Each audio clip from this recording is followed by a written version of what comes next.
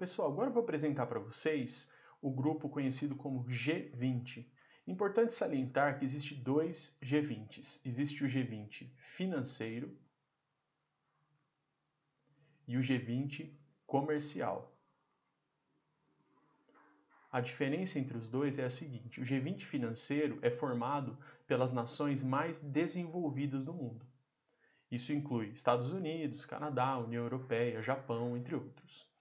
Além dos países emergentes como Brasil, Rússia, Índia, China. O G20 comercial ele é composto apenas por nações em desenvolvimento. Então vamos conhecer agora quais são os países que compõem o G20 comercial e qual a importância desses países na economia mundial na atualidade. Os países que compõem o G20 são México, Cuba, Guatemala, a América do Sul, praticamente inteira, com exceção da Venezuela e das Guianas. A Venezuela entra como membro observador do G20.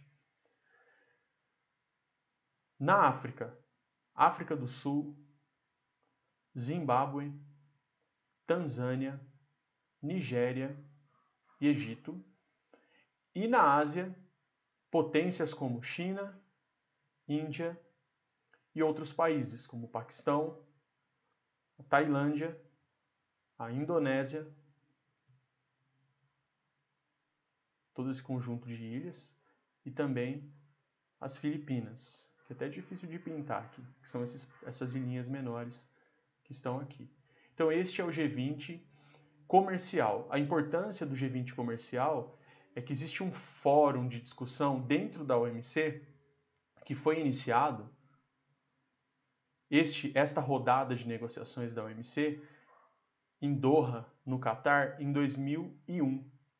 E a partir de 2001, houve um grande debate dentro da OMC entre dois grupos de países. Inclusive, você vai lembrar de uma das aulas que a gente já teve no passado, que fala sobre a divisão do mundo em dois blocos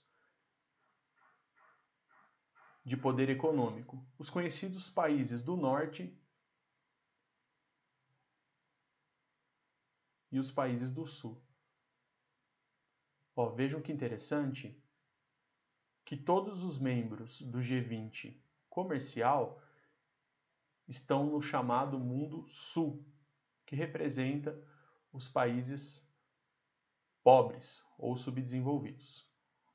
Não se esqueça que nessa divisão norte e sul, a Austrália e a Nova Zelândia pertencem ao mundo norte.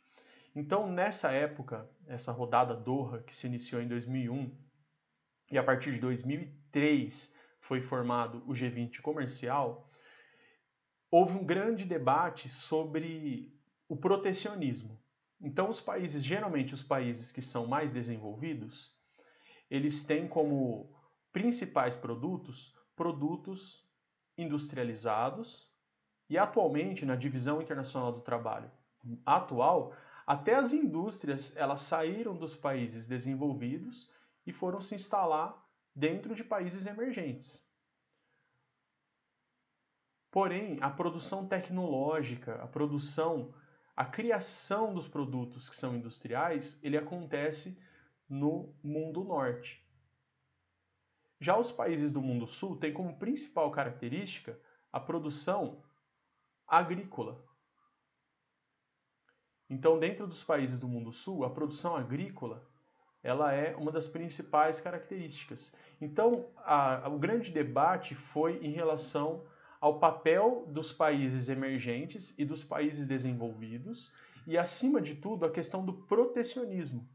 Afinal de contas, alguns países como o Brasil, a Rússia, a China, a Índia, a África do Sul, que são os BRICS, muitos deles, vejam que a Rússia, apesar de fazer parte dos BRICS e ser um país emergente, originalmente ela fica na divisão do mundo norte. Lembrando que essa divisão, dessa linha roxa, ela foi feita no final da Guerra Fria, onde a Rússia ainda era uma potência.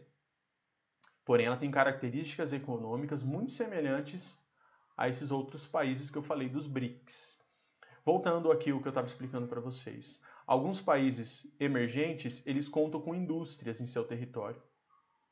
E esses países emergentes, eles querem adotar uma estratégia de proteger as suas indústrias. Lembra do slide da aula da lousa que eu expliquei para vocês sobre o protecionismo? E, ao mesmo tempo, impedir ou pedir que os países desenvolvidos, como os Estados Unidos, principalmente, e a União Europeia, que tem uma política agrícola comum, que é bem protecionista, deixe os produtos agrícolas dos países em desenvolvimento entrarem com mais facilidade dentro desses produtos. Recapitulando o que eu acabei de falar, a ideia é ser protecionista para as suas indústrias e os produtos de tecnologia e, ao mesmo tempo, pedir ou exigir que os países desenvolvidos sejam menos protecionistas em relação a produtos agrícolas, que são a base da produção desses países membros aqui do G20, que representam, de certa forma, todo o mundo sul. Só para terminar, vale salientar, pessoal, que os países do G20, eles detêm mais de 60% da população mundial, mais de 70% da população rural no mundo e cerca de 25% de toda a produção agrícola que é exportada, ela vem dos países do G20, tá? É estranho esse último dado, a gente imagina que fosse mais, porém a exportação agrícola e a produção agrícola dos Estados Unidos e de alguns países da Europa, ela é muito grande também. Ok? Tudo bem até aqui, pessoal? Então, vamos para a próxima.